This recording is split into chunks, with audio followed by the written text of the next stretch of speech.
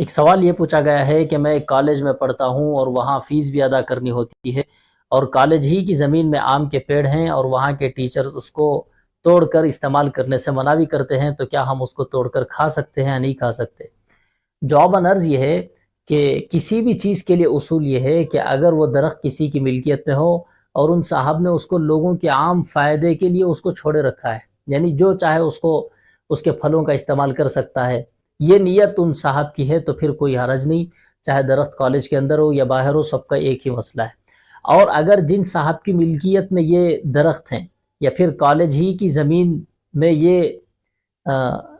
درخت ہے اور پھر کالج والے منع بھی کرتے ہیں کہ آپ اس کو توڑ کر استعمال نہ کریں، تو ایسی صورت میں جائز نہیں ہوگا کہ ہم اس کو توڑ کر اس کا استعمال کریں۔ اگر ہم نے استعمال کر لیا تو اس کی جو قیمت ہے اس کا صدقہ کرنا ہم پر لازم اور ضروری ہوگا۔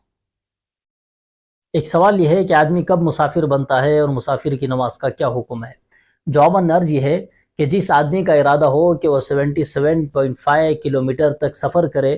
تو ایسا شخص شرعی اعتبار سے مسافر سمجھا جائے گا،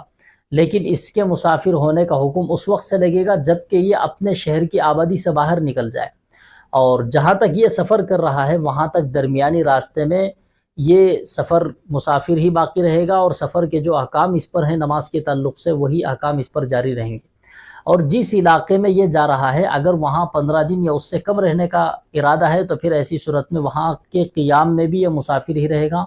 اور اگر 15 دن یا اس سے زیادہ رہنے کا اگر ارادہ ہے تو ایسی صورت میں یہ وہاں پہنچنے کے بعد مسافر نہیں رہے گا، مقیم پر جیسے 4 رکعت والی نماز 4 رکعت پڑھتا تھا اسی طرح اس کا بھی حکم ہوگا کہ یہ 4 رکعت والی نماز 4 رکعت ہی پڑھے۔